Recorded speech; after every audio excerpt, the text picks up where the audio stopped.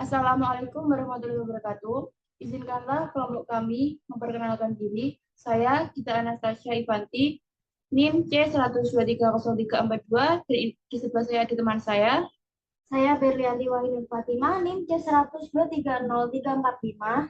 Saya Afisya Dinda Putri dengan NIM C1230315. Saya Najwa Diatung Musna, NIM C1230312. Di sini kami akan mempresentasikan materi yang bertemakan perbandingan hukum tata negara Indonesia dan Korea Selatan. Untuk yang pertama, ada bentuk dan kedaulatan negara. Bentuk dan kedaulatan negara Indonesia. Pasal 1-3 Undang-Undang 1945 menyatakan bahwa Indonesia adalah negara kesatuan yang berbentuk republik dan kedaulatan di tangan rakyat. Untuk negara Korea Selatan, pasal 1, Republik Korea adalah republik demokratis.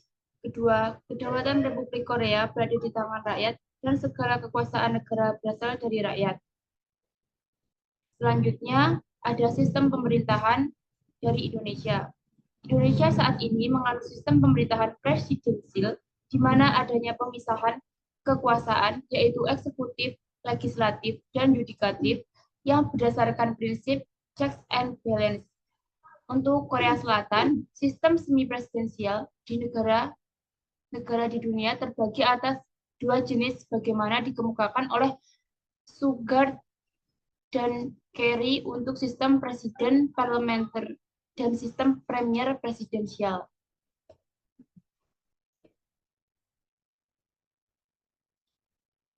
Untuk selanjutnya ada prosedur impeachment presiden dan wakil presiden Indonesia.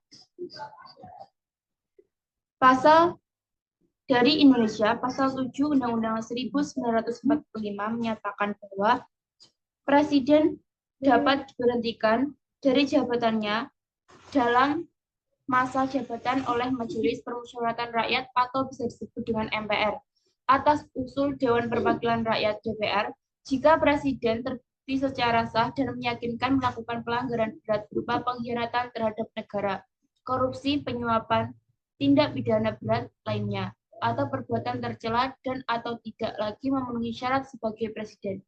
Pasal 7B menjelaskan prosedur yang harus diikuti, yaitu usul pemberhentian presiden yang harus diajukan oleh DPR ke MPR. Usul tersebut harus didasarkan pada pendapat Mahkamah Konstitusi yang menyatakan bahwa presiden telah terbukti secara sah melakukan perbuatan berdasarkan ketentuan dalam pasal 7A. Usul dari DPR harus disetujui dengan paling sedikit 2/3 dari jumlah anggota DPR yang hadir dalam rapat yang harus dihadiri oleh paling sedikit 2/3 dari jumlah seluruh anggota DPR. Setelah itu, MPR harus menyelenggarakan sidang untuk memutuskan pemberhentian presiden.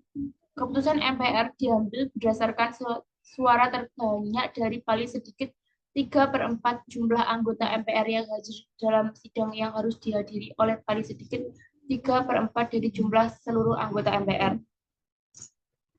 Selanjutnya, dari Korea Selatan. Perdana Menteri dapat memberikan rekomendasi untuk keanggotaan dari State Council, bahkan dapat mengajukan pemberhentian untuk State Council.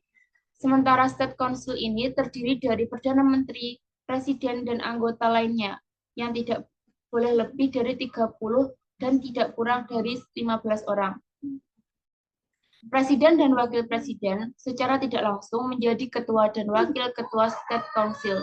Dalam proses pemberhentian, yang dapat mengajukan proses impeachment Presiden adalah National Assembly dengan mekanisme yang tidak mudah sehingga dapat dikatakan Presiden tidak dapat dijatuhkan dalam masa jabatannya, kecuali dengan alasan khusus yang menjadi ciri dari sistem presidensial.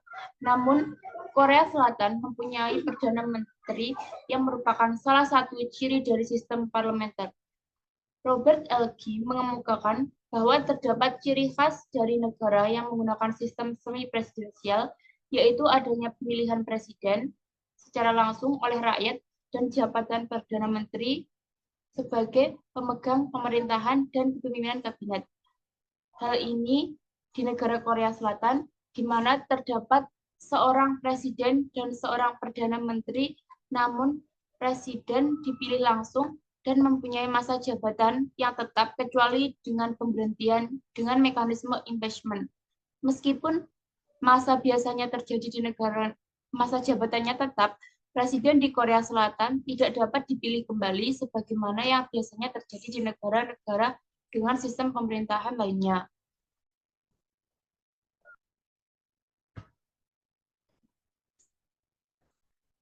Perdana Menteri dapat memberikan rekomendasi untuk keanggotaan secara State Council, bahkan dapat mengajukan pemberhentian untuk State Council. Sementara State Council ini terdiri dari Perdana Menteri, Presiden, dan anggota lainnya yang tidak boleh lebih dari 30 dan tidak kurang dari 15 orang. Presiden dan Wakil Presiden secara tidak langsung menjadi ketua dan wakil ketua State Council. Dalam proses pemberhentian yang dapat mengajukan proses impeachment, Presiden adalah National Assembly dengan mekanisme yang tidak mudah, sehingga dapat dikatakan Presiden tidak dapat dijatuhkan dalam masa jabatannya, kecuali dengan alasan khusus yang menjadi ciri dari sistem presidensial. Namun, Korea Selatan mempunyai Perdana Menteri yang merupakan salah satu ciri sistem parlementer. Robert L.G. mengemukakan bahwa terdapat ciri khas dari negara yang menggunakan sistem semi-presidensial, yaitu adanya pemilihan presiden secara langsung oleh rakyat dan jabatan Perdana Menteri ada sebagai pemegang pemerintahan dan memimpin kabinet.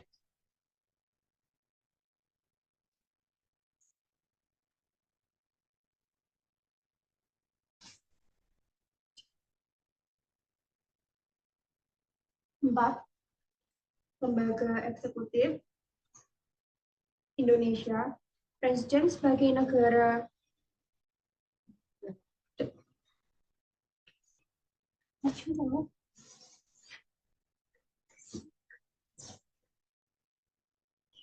Presiden sebagai kepala negara dan kepala pemerintahan. Pasal 4 Undang-Undang Dasar 1945 menyatakan bahwa Presiden Republik Indonesia memegang kekuasaan pemerintahan menurut undang-undang. Presiden bertindak sebagai kepala negara dan memiliki peran penting dalam menjalankan kebijakan negara dan pemerintahan. Pasal 5 Undang-Undang Dasar 1945 menetapkan bahwa Presiden dibantu oleh seorang wakil presiden dan dipilih bersamaan dengan Presiden. Wakil Presiden memiliki peran mendampingi Presiden dan menggantikan Presiden apabila terjadi kekosongan jabatan atau ketidakmampuan Presiden menjalankan tugasnya. Pasal 17 Undang-Undang Dasar 1945 menyatakan bahwa Presiden dibantu oleh menteri-menteri negara. Presiden berhak mengangkat dan memberhentikan menteri-menteri tersebut. Lembaga legislatif Indonesia. Pertama, Dewan Perwakilan Rakyat (DPR). DPR adalah lembaga legislatif yang memiliki fungsi pembuatan undang-undang, pengawasan, dan anggaran. DPR diatur dalam bab 9 Undang-Undang Dasar 1945 pasal 19A sampai 22.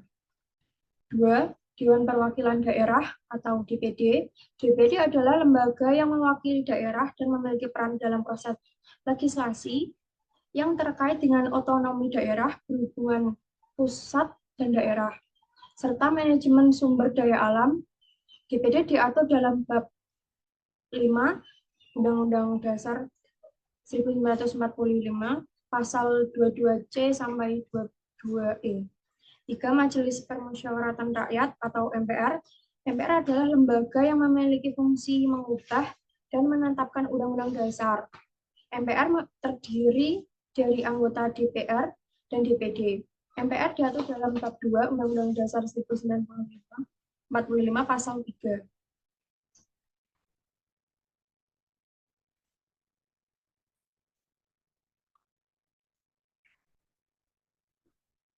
Lembaga yudikatif. Pertama, kekuasaan kehakiman. Pasal 24 Undang-Undang Dasar 1945 menetapkan bahwa kekuasaan kehakiman adalah kekuasaan yang merdeka dan hanya digunakan untuk menjalankan keadilan. Kekuasaan ini dilaksanakan oleh sebuah Mahkamah Agung dan badan-badan peradilan yang dibentuk oleh undang-undang. Tujuan utamanya adalah untuk menjaga dan menerapkan hukum serta keadilan di tengah-tengah masyarakat. 2. Susunan peradilan pasal 24A, 24B, dan 24C. Mahkamah Agung atau MA, Mahkamah Agung adalah peradilan tertinggi di bidang yudikatif dan berfungsi sebagai peradilan kasasi. MA mengawasi jalannya peradilan di semua tingkatan di bawahnya.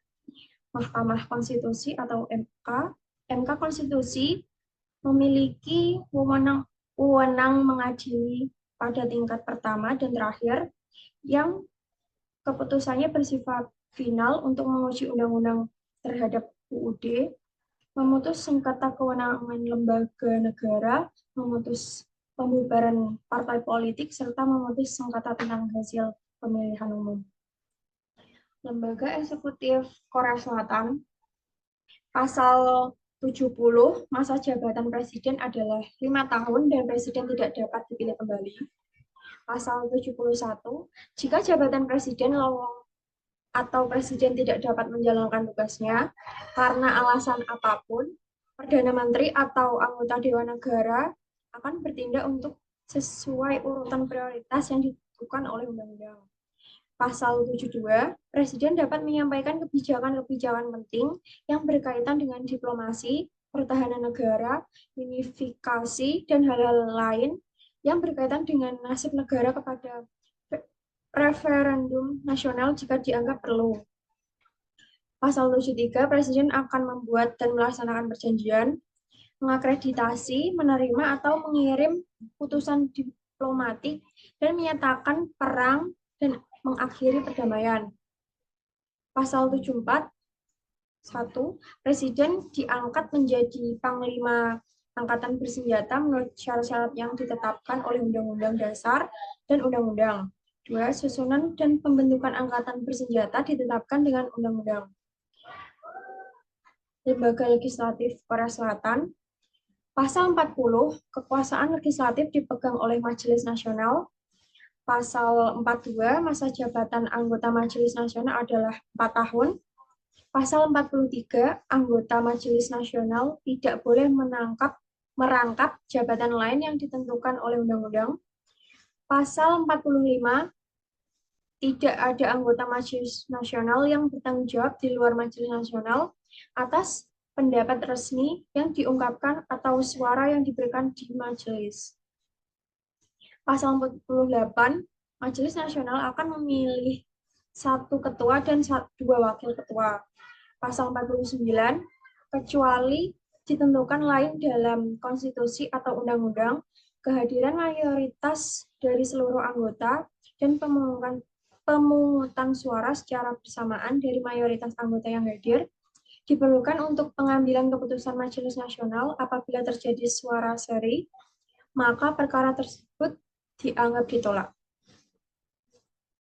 Pasal 51, rancangan undang-undang dan hal-hal yang lain yang diserahkan kepada Majelis Nasional untuk dibahas tidak boleh ditinggalkan dengan alasan bahwa rancangan undang-undang tersebut tidak ditindaklanjuti selama sidang di mana rancangan tersebut diajukan, kecuali dalam hal masa jabatan anggota Majelis Nasional telah berakhir. Pasal 52, RUU dapat diajukan oleh anggota Majelis Nasional atau oleh eksekutif. Pasal 56, apabila diperlukan perubahan anggaran, eksekutif dapat merumuskan rancangan undang-undang anggaran tambahan yang telah direvisi dan menyerahkannya kepada Majelis Nasional. Pasal 59, jenis dan tarif pajak ditentukan oleh undang-undang. Pasal 63, pertama, Majelis Nasional dapat mengeluarkan rekomendasi untuk memberhentikan Perdana Menteri atau anggota Dewan Negara dari jabatannya.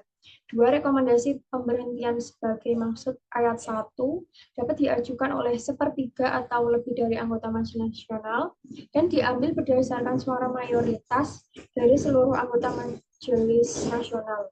Perhatikan. Lembaga Yudikatif Korea Selatan. Kekuasaan yudikatif dalam Undang-Undang Dasar Negara Republik Indonesia 1945 dijalankan oleh lembaga Mahkamah Agung atau MA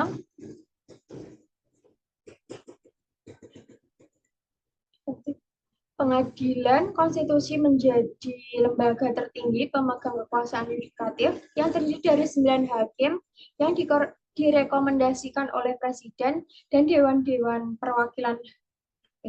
Hakim akan menjabat selama 6 tahun dan usianya tidak boleh lebih dari 65 tahun pada saat dipilih. Selanjutnya ada HAM dari Indonesia. Hak asasi manusia bab ini secara khusus ditambahkan ke dalam Undang-Undang Dasar 1945 dalam rangka amandemen untuk memperkuat jaminan hak asasi manusia di Indonesia. Untuk Korea Selatan itu ada bab 2 hak dan kewajiban warga negara pasal 10. Semua warga negara harus terjamin nilai dan martabat kemanusiaannya serta berhak mengejar kebahagiaan.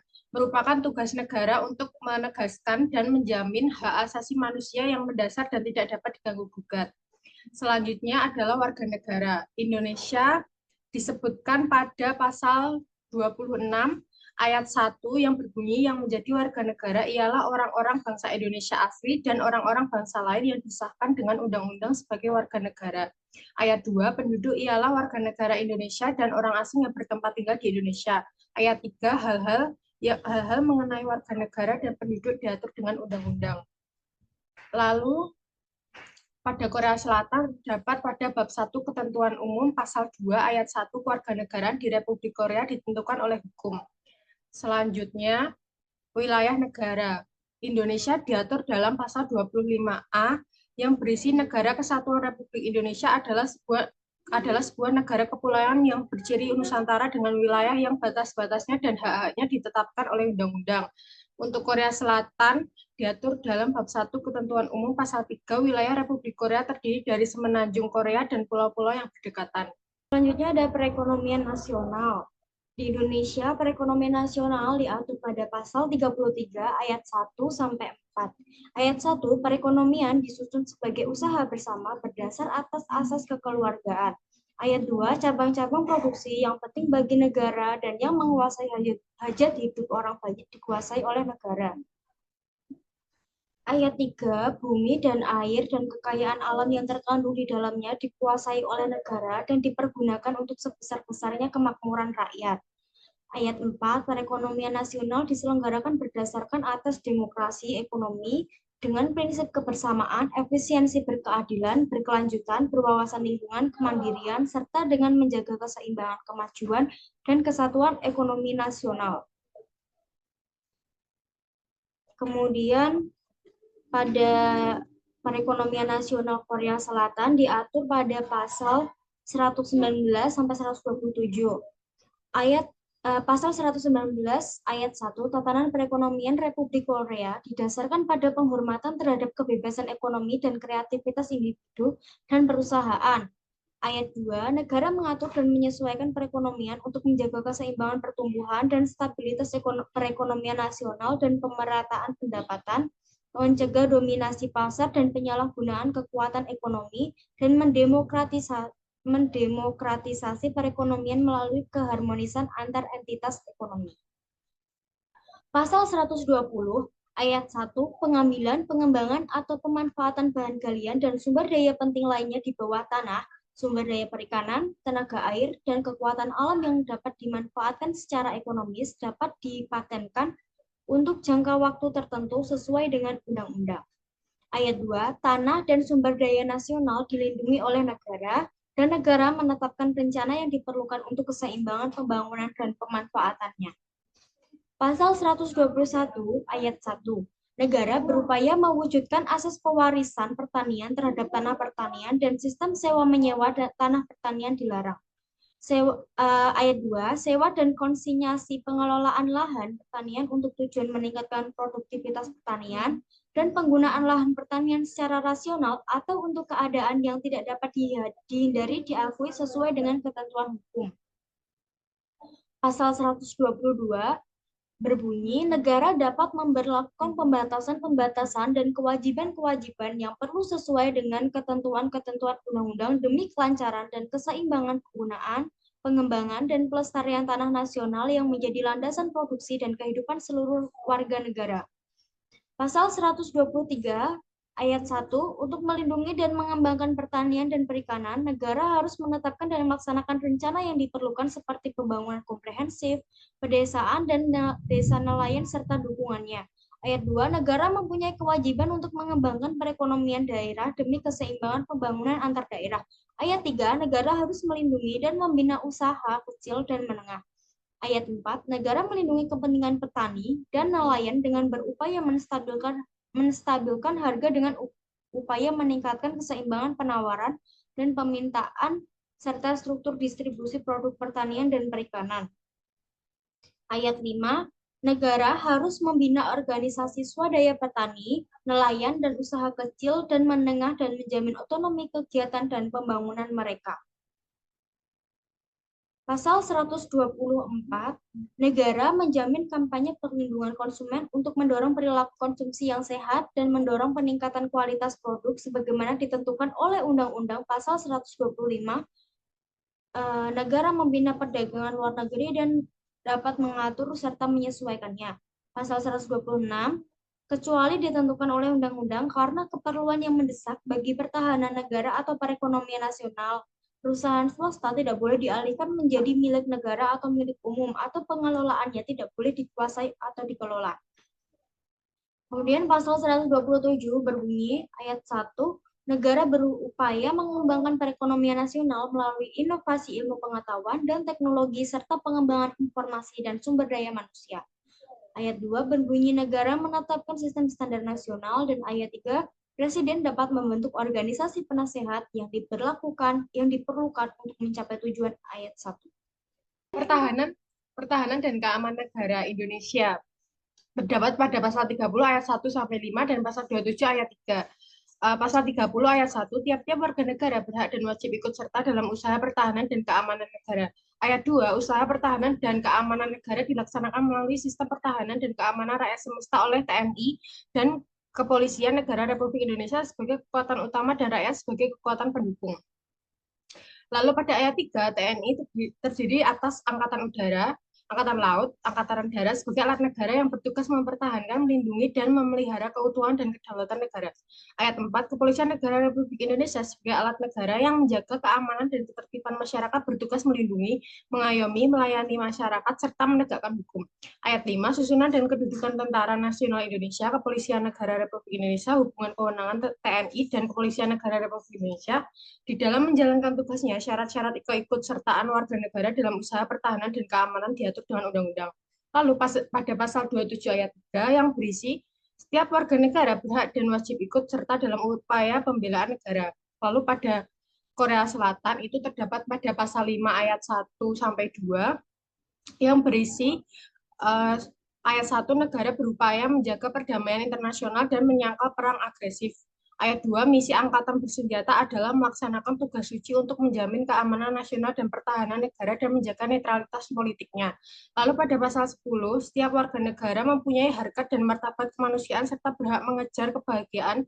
Negara mempunyai kewajiban untuk menegaskan dan menjamin hak asasi manusia yang tidak dapat diganggu-gugat.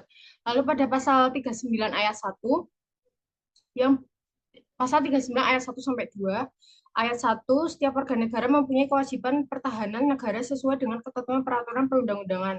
Ayat 2, tidak seorang pun boleh mendapat perlakuan yang tidak menguntungkan karena pelaksanaan kewajiban dinas militer. Pasal 66 ayat 1 sampai 4, 1, Presiden adalah kepala negara dan mewakili negara di luar negeri. 2, Presiden bertanggung jawab untuk melindungi kemerdekaan nasional, integritas wilayah, kelangsungan nasional, dan konstitusi.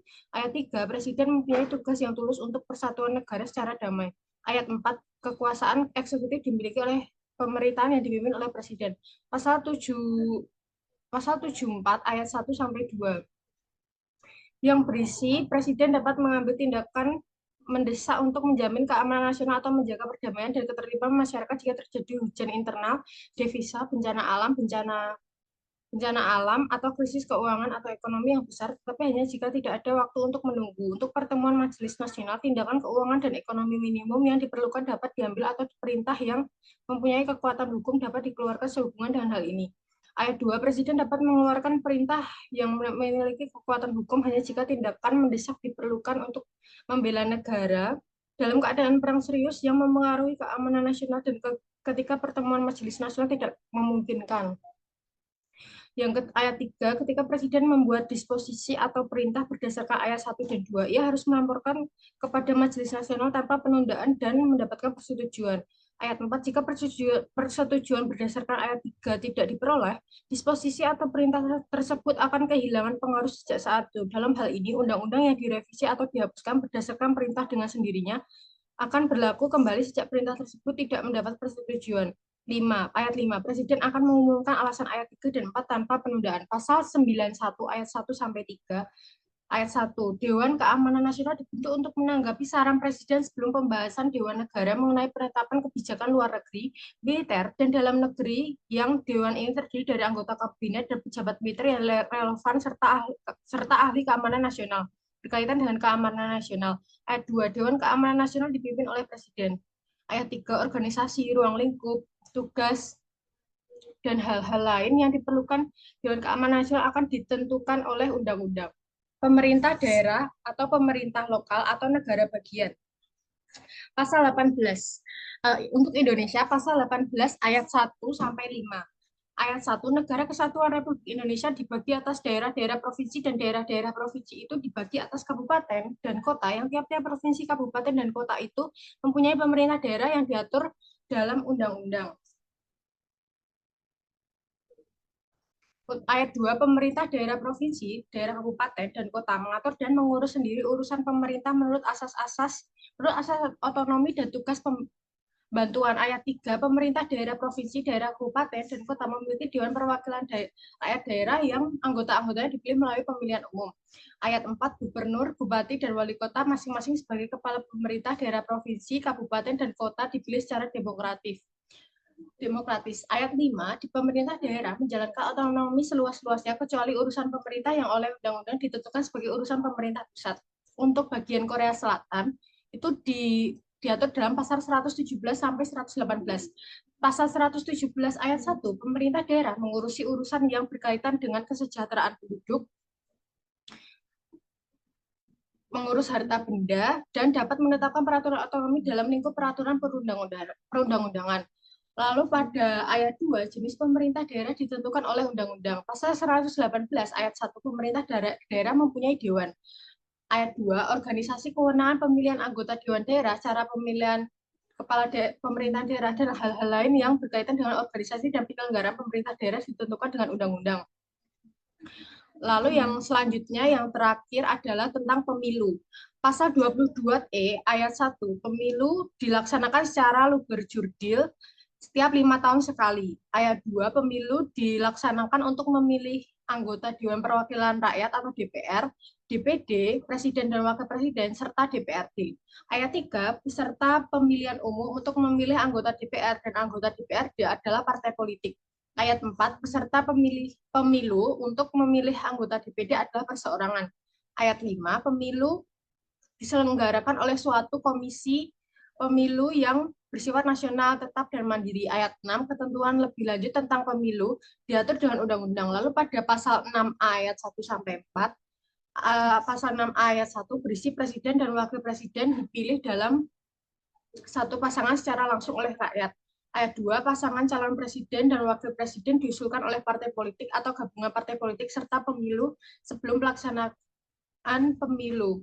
Ayat 3, pasangan calon presiden dan wakil presiden mendapatkan suara lebih dari 50% dari jumlah suara dalam pemilu dengan sedikitnya 20% suara di setiap provinsi yang tersebar di lebih dari setengah jumlah provinsi di Indonesia dilantik menjadi presiden dan wakil presiden. Ayat 4, dalam hal tidak ada pasangan, calon presiden dan wakil presiden terpilih memenuhi ketentuan sebagaimana dimaksud dalam ayat 3. Dua pasangan calon yang memperoleh suara terbanyak pertama dan kedua dalam pemilihan umum dipilih oleh rakyat secara langsung dan pasangan yang memperoleh suara terbanyak dilantik sebagai presiden dan wakil presiden. Kemudian di pemilihan umum Korea Selatan itu diatur dalam bab 7 penyelenggaraan pemilu pasal 114 sampai 116. Pasal 114 ayat 1, panitia penyelenggara pemilu dibentuk dengan tujuan menyelenggarakan pemilu dan referendum nasional secara adil, serta mengurus urusan pemerintahan partai politik. Ayat 2, panitia penyelenggara pemilu pusat terdiri atas 3 orang anggota yang diangkat oleh presiden, 3 orang anggota yang dipilih oleh majelis nasional, dan 3 orang anggota yang ditunjuk oleh ketua Mahkamah Agung. Ketua komite dipilih di antara para anggota. Ayat 3, masa jabatan anggota komite adalah 6 tahun. Ayat 4, anggota komite tidak boleh bergabung dengan partai politik atau ikut serta dalam kegiatan politik. Ayat 5, anggota komite tidak boleh diberhentikan dari jabatannya kecuali dengan permakzulan atau hukuman penjara atau hukuman yang lebih berat. Ayat 6, panitia penyelenggara pemilu pusat dapat menetapkan dalam batas-batas peraturan perundang-undangan yang berkaitan dengan penyelenggaraan pemilu, referendum nasional, dan urusan administrasi partai politik, serta dapat menetapkan peraturan mengenai disiplin internal yang sesuai dengan undang-undang. Ayat 7, susunan fungsi dan hal-hal lain yang diperlukan panitia penyelenggara pemilu pada setiap tingkat ditetapkan dengan undang-undang. Kemudian pasal 115 ayat 1, panitia penyelenggara pemilu pada setiap tingkat dapat mengeluarkan instruksi yang diperlukan kepada instansi administratif terkait mengenai urusan administratif yang berkaitan dengan pemilu dan referendum nasional seperti penyiapan buku pemungutan suara. Ayat 2, badan-badan administratif terkait setelah menerima instruksi tersebut harus mematuhinya. Kemudian pasal 116 ayat 1, kampanye pemilu diselenggarakan di bawah pengelolaan panitia penyelenggara pemilu pada setiap tingkatan sesuai batas yang ditentukan undang-undang. Kesempatan yang sama harus dijamin. Ayat 2, kecuali ditentukan lain oleh undang-undang, pengeluaran untuk pemilu tidak dibebankan kepada partai politik atau calon. Cukup sekian dari kelompok kami.